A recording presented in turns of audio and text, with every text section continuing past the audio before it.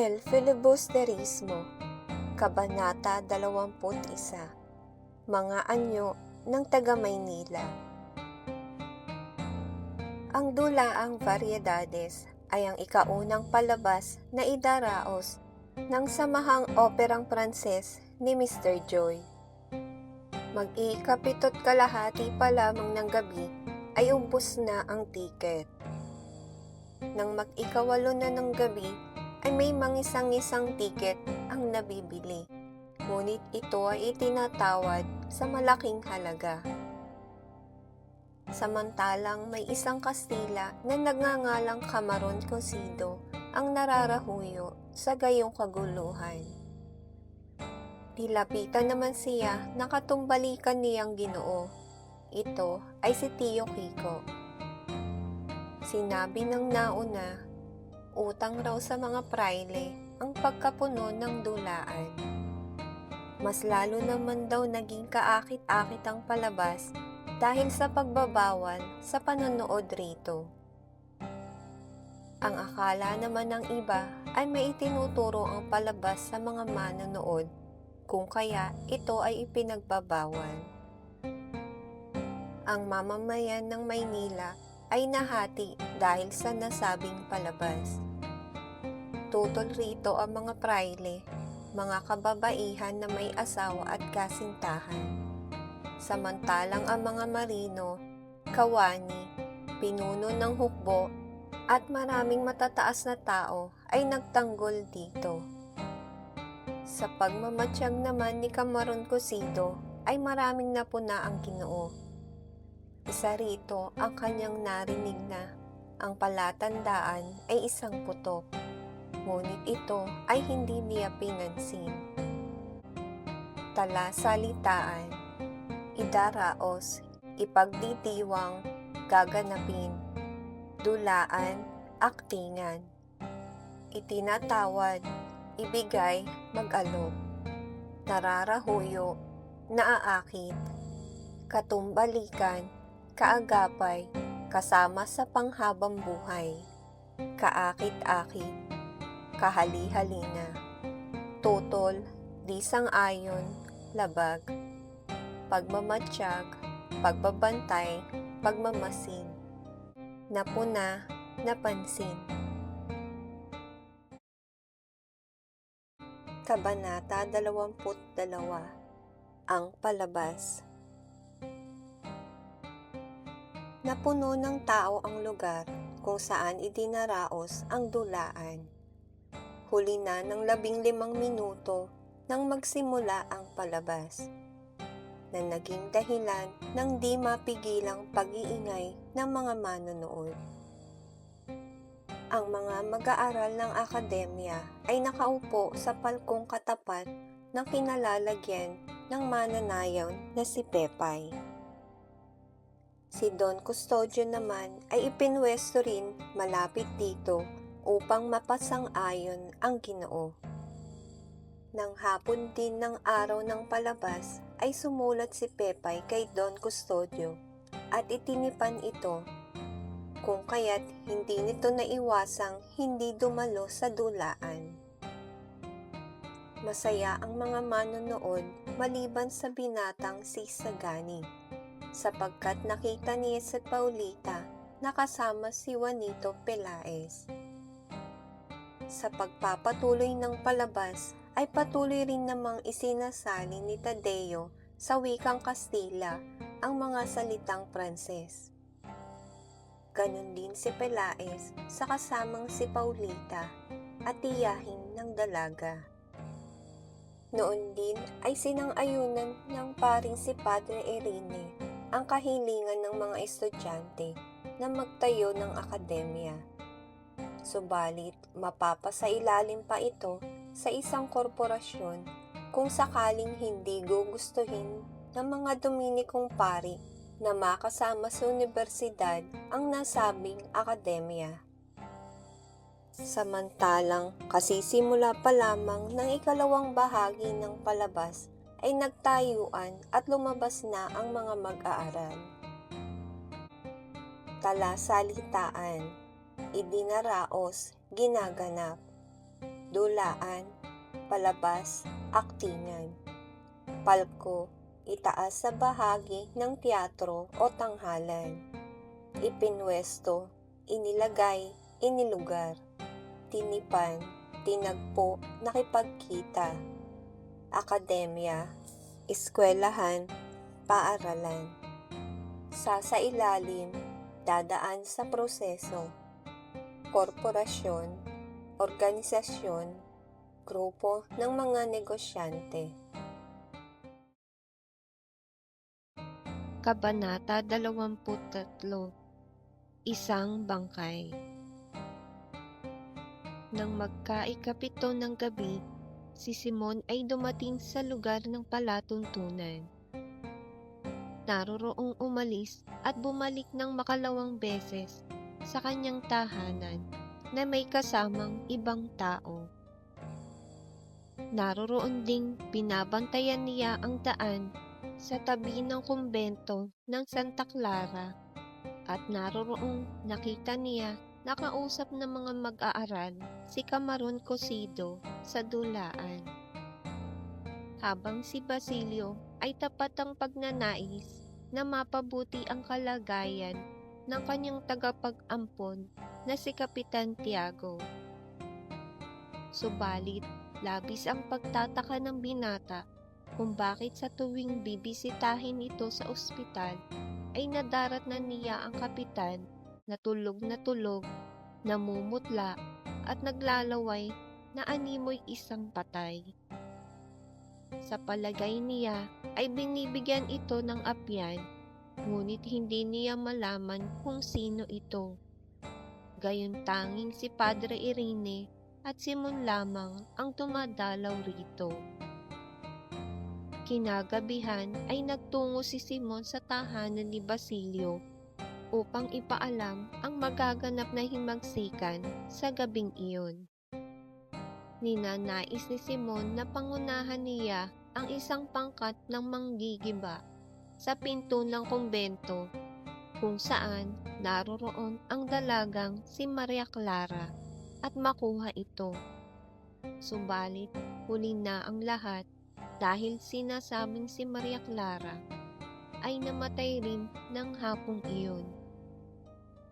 Hindi naman agad pinaniwalaan ni Simon ang balita hanggang may pinadala si Padre Salve kay Padre Irene upang ipahatid kay Kapitan Tiago ang pagkasawi ng dalaga. Halos sumabog naman ang puso ng binatang si Simon nang matanggap ang balita dahil si Maria Clara ang dahilan ng kanyang paghihimagsik. Samantalang naiwang awang-awa si Basilio sa binata. Talasalitaan, palatuntunan, dulaan, kumbento, simbahan, tagapag-ampon, tagapagkalinga, nadaratnan, naaabutan, apyan, isang uri ng halaman, nagtungo, nagpunta, pangkat, grupo, pulutong. Kabanata 24. Mga pangarap.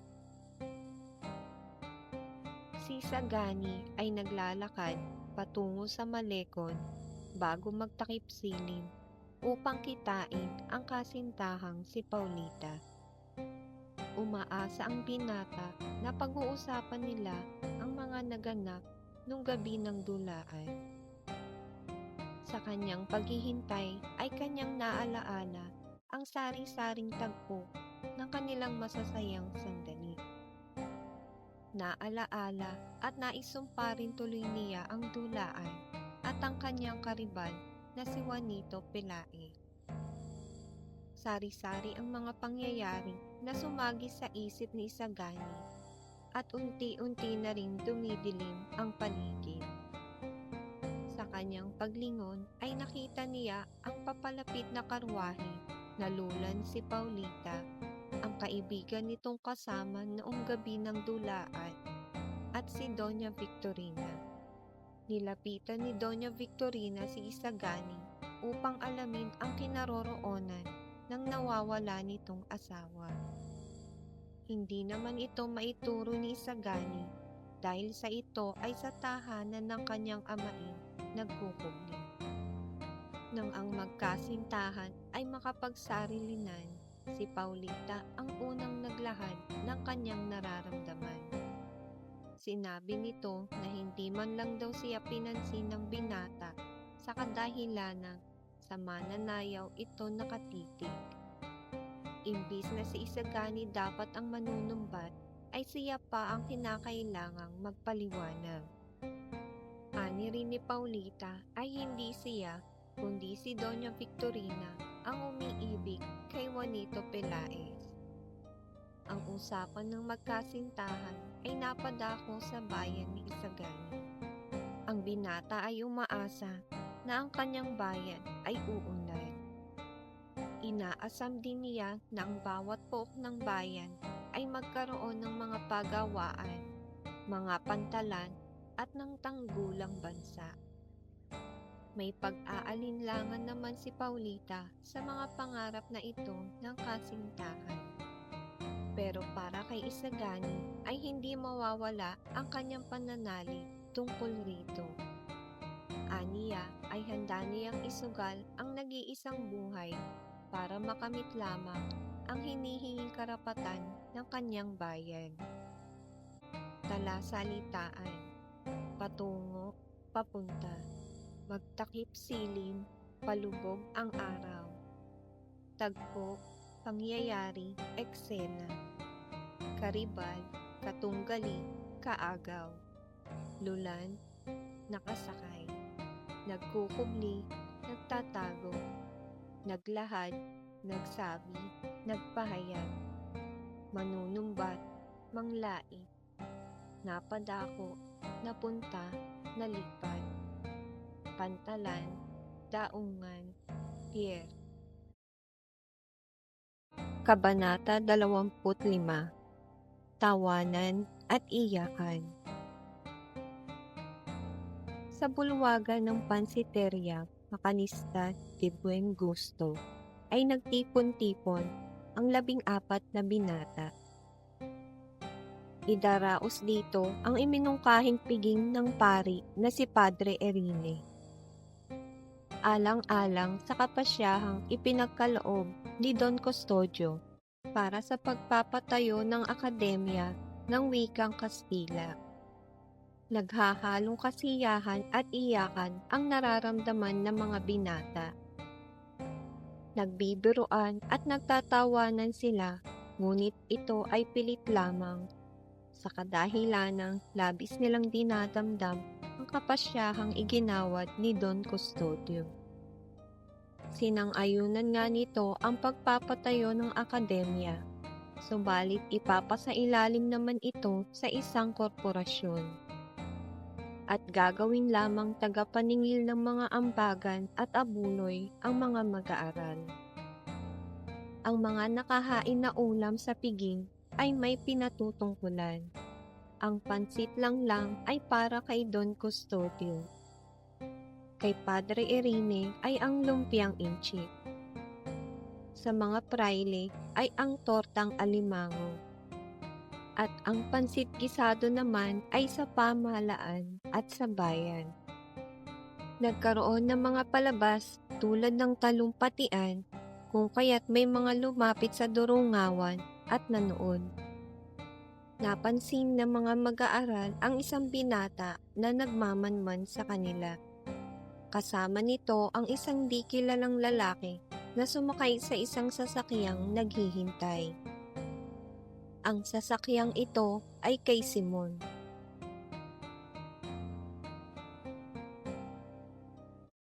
Talasalitaan, bulwagan, isang gusali na pinagtatanghalan. Nagtitipon-tipon, pagpupulong-pulong. Idinaraos, kinaganap. Iminungkahi, kuro-kuro, opinyon. Piging, handaan, salo-salo. Sinang-ayunan, pinayagan. Kapasyahan, desisyon, hatod. talumpatian, salitaan, pagbigkas, nagmamanman, nagmamasid. Kabanata 26, Mga Paskin. Isang umaga ay maagang bumangon si Basilio sa pagkakahiga dahil marami siyang nakatakdang gawin sa araw na iyon.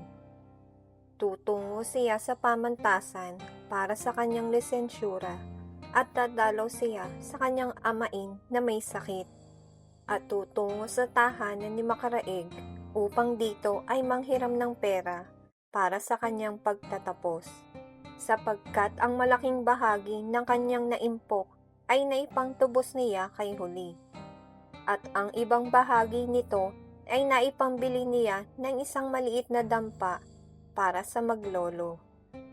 Nang marating ni Basilio ang simbahan ng San Juan de Dios at tanungin nito ang kanyang mga kaibigan tungkol sa binabalak na paghihimagsik, ay napalundag ito at naalaala ang hindi natuloy na binabalak ni Simon dahil sa sakunang sinapit nito.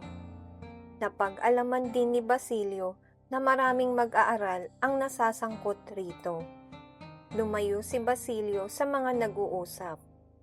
Habang siya ay naglalakad, ay nakasalubong niya ang isang propesor sa klinika. Tinanong siya ng propesor kung kasama ba siya sa naganap na piging at kung kasali siya sa kapisanan ng mga mag-aaral. Ito ay nagpayo sa kanya na iligpit at itago ang anumang papel na maaaring magdulot dito sa panganib. Napag-alaman nito na ang dahilan ay ang pagkakalathala ng mga paskin na may mga sinasabing masama sa pamahalaan. At ang mga mag-aaral din ang hinihinalang may kagagawan ng mga ito.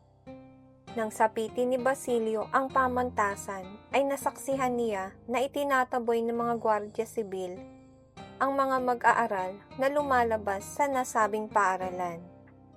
Nagpatuloy sa paglalakad si Basilio sa loob ng pamantasan. Pagkaraay, nagtungo ito sa tahanan ni Makaraig upang manghiram ng salapi para sa kanyang pag-aaral. Sinalubong siya ng 2 gwardiya sibil sa kanyang pagpasok at tinanong siya kung ano ang kanyang pakay.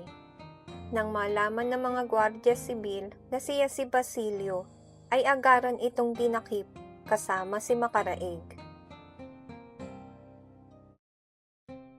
Talasalitaan, tutungo, pupunta.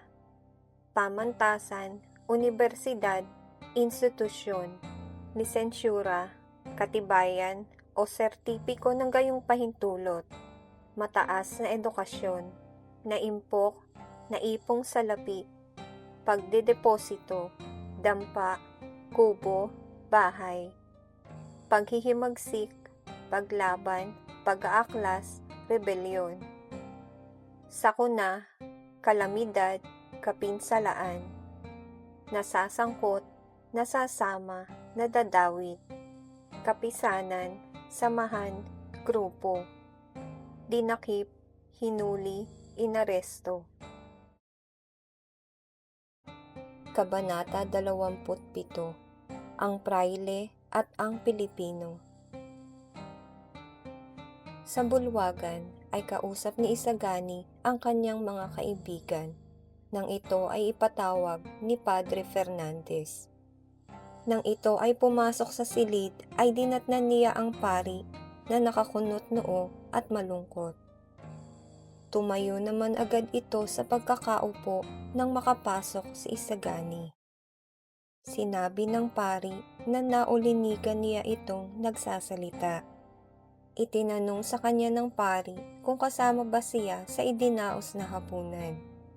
Inamin at hindi naman ito itinanggi ni Isagani.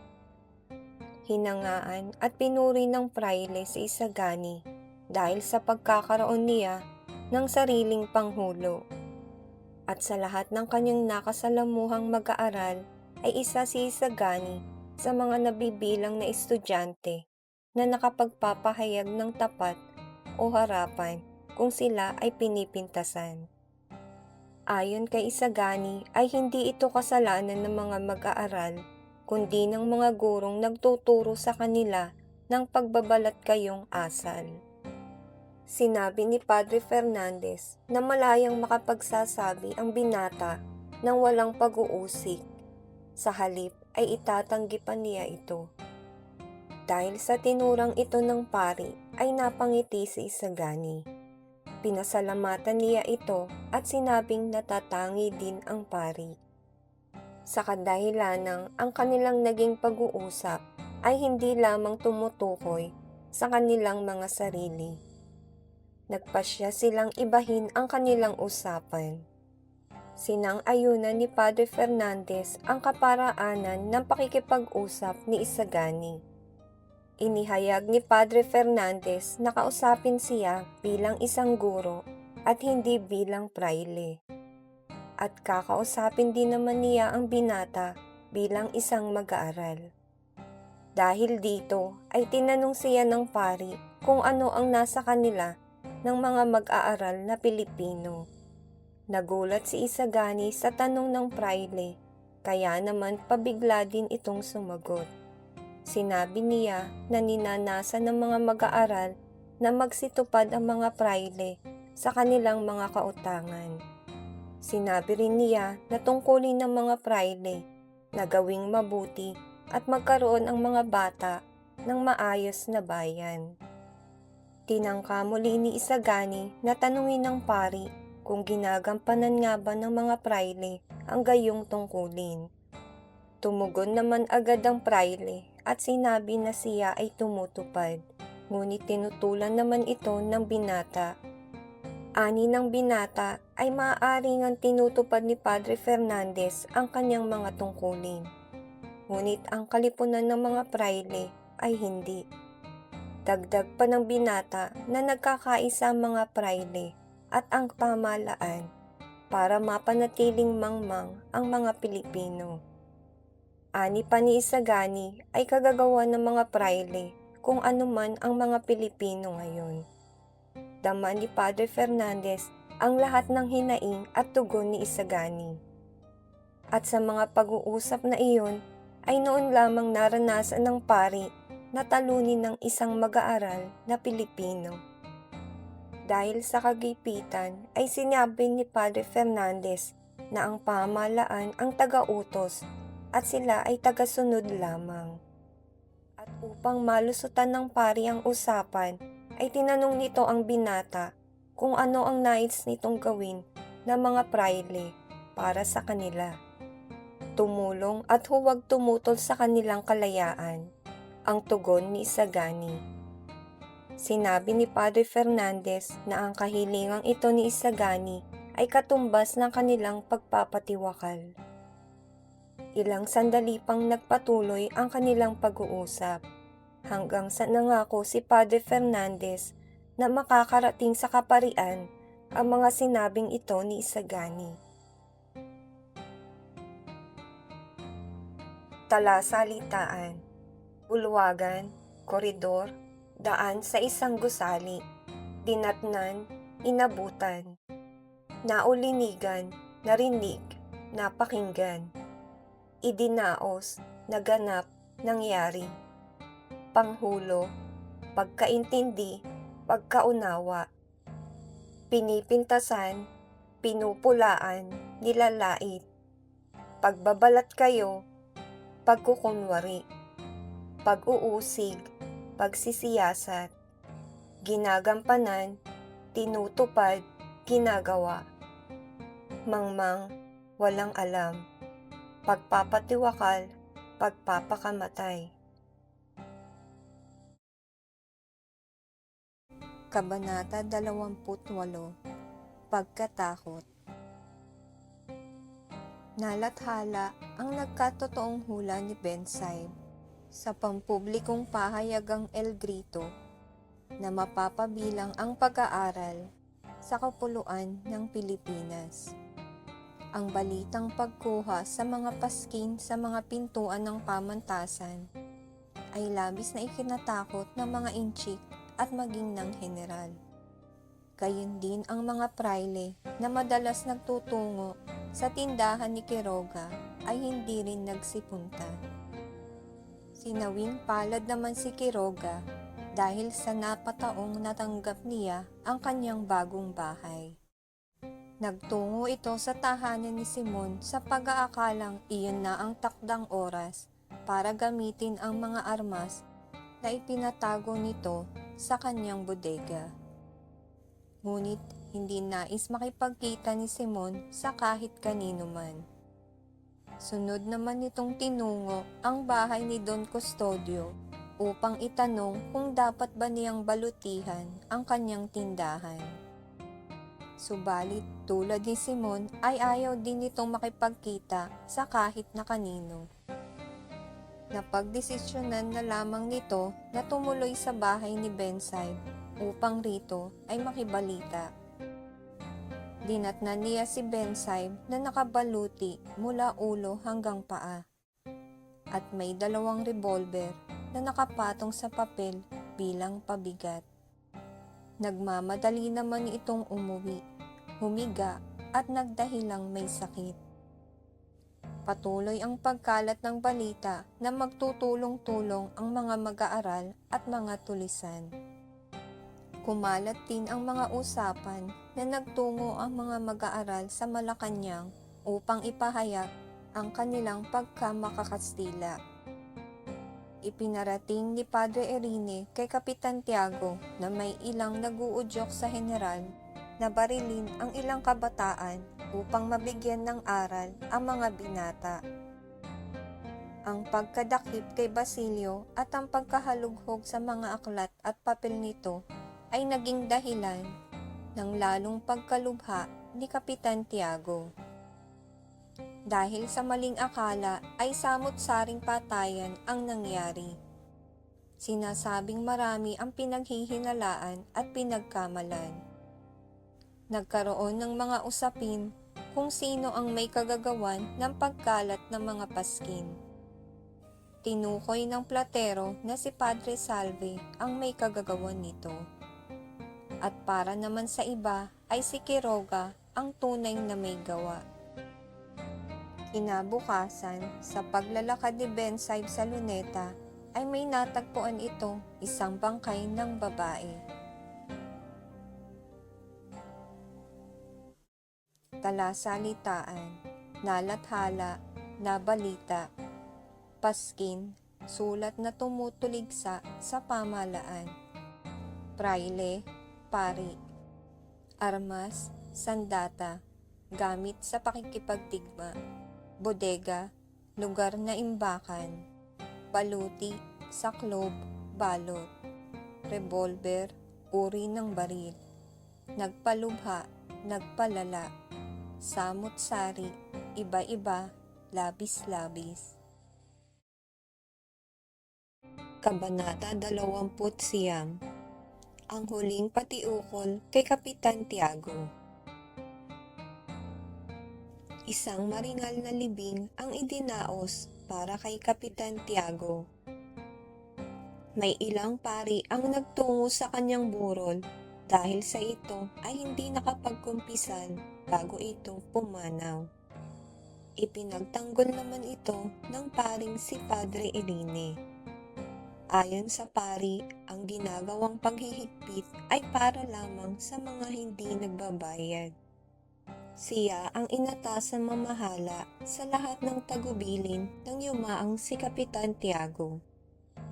Ang mga mana ay ibabahagi sa Santa Clara, sa Arsobispo, sa Papa, sa mga korporasyon ng mga pari, at ang 20 piso ay para sa matrikula ng mahihirap na mag-aaral.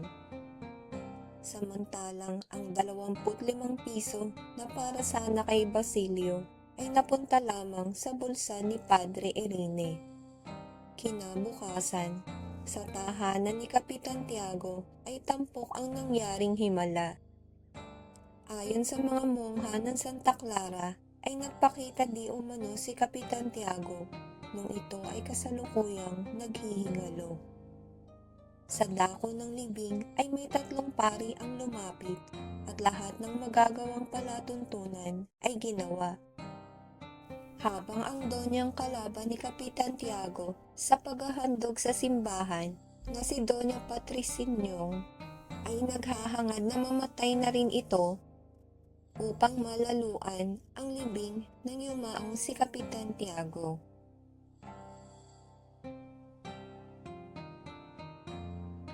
Talasalitaan, maringal, kahanga-hanga, enggrante, idinaos, ginawa, ginanap, nakapagkumpisan, nagpahayag ng mga sala, pumanaw, namatay, yumao, tagubilin, habilin, rekomendasyon, utos, mongha, madre, naghihingalo, nag-aagaw buhay, palatuntunan, programa, malaluan, mahigitan, malampasan. Kabanata 30. Sihuli. Maraming mga tao ang hindi naniniwala sa mga kumakalat na mga paskin at paghihimagsik. Marami ang nagpapalagay na ito ay paghihiganti lamang ng mga praile dahil sa pagkakatubos sa dalagang si Huli na anak ng tulisang si Kabesang Tales na mahigpit na kalaban ng isang korporasyon. Sinabi ni Hermana Penchang na mabuti raw at pinaalis na niya si Huli dahil ayaw niyang madamay sa galit ng mga praile sa dalaga. Gayong dinadamdam naman talaga nito ang nangyaring pagtubos sa dalaga. Hindi naman makapaniwala si Huli sa balita ni Hermana Bali na patay na si Kapitan Tiago. Ngunit nang malaman na totoo ang balita, ay nawalan ng malay ang dalaga. Dahil sa pagkawala ni Kapitan Tiago, ay wala ng tagatangkilik ang binatang si Basilio. Simula noon ay naging malungkutin na si Huli. Pinalak nitong wakasan na ang kanyang buhay, ngunit hindi natuloy dahil sa takot na sa impyerno siya mapunta. Ang mga kamag-anak ni Basilio ay nagbigay ng abuloy upang mailigtas ang binata, ngunit hindi pa rin ito naging sapat. Kung kaya't nag-isip si Hermana Bali ng iba pang kaparaanan. Nagtungo at sumangguni sila sa tagasulat ng bayan, ngunit naipayo lamang nito na lumapit sila sa hukom. Ipinayo naman ng hukom na sandiin ang pari na si Padre Camora. Nag-aalinlangan naman si Huli dahil minsan na itong lumapit sa praile noong nangangailangan ang kanyang mga magulang. Kung siya ngayon ay lalapit sa praile nang dahil kay Basilio, tiyak na marami ang huhusga sa kanya. Tiniis na lamang ni Huli ang sisi ng mga kamag-anak na hindi nakakaalam ng nangyari sa kanila ni Padre Camora. Kinagabihan ng araw na iyon ay bahagyang nakatulog si Huli. Subalit siya ay pagising-gising dahil sa masasamang panaginip. Nang mga sandaling iyon ay naiisip niya na kung hindi lamang sana gabi at madilim sa labas, ay nagtungo na ito sa kumbento. Ilang araw pa ang lumipas, ngunit hindi pa rin nagtutungo si Huli kay Padre Camora. Isang araw ay nakarating sa dalaga ang balita na si Basilio na lamang ang nabibilanggo. Kaya naman hindi na ito nag-atubiling puntahan si Hermana Bali upang magpasama sa kumbento. Nang makarating na sila sa pinto ng kumbento, ay ayaw nang pumasok ni Huli. Kinakailangan pa siyang itulak at batakin ng Hermana. Kinagabihan ay isang masamang balita ang kumalat. Isang dalaga ang tumalon mula sa itaas na bintana ng kumbento. Kasabay noon ang paglabas ng isang matandang babae na nagsisisigaw na parang isang baliw. Nang makarating kay Tandang Selo ang balita, ay galit na pumunta ito sa kumbento. Ngunit ito ay pinagtabuyan lamang roon sa pamamagitan ng mga palo at tulak. Umuwi ang matanda na iyak ng iyak na parang isang kaawa-awang bata.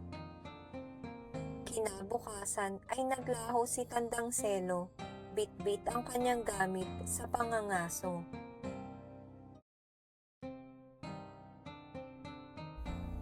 Talasalitaan. Paskin, isang piraso ng papel o tela na may nakasulat na balita o patalastas. Paghihimagsik, pagrerebelde sa otoridad. Tulisan, rebelde, kumakalaban sa gobyerno. Korporasyon, grupo ng mga negosyante. Tagatangkilik, tagapangalaga. Hukom, huwes, tagapamayapa. Nag-aalinlangan, hindi sigurado, alanganin. Huhusga, kondena, hahatol.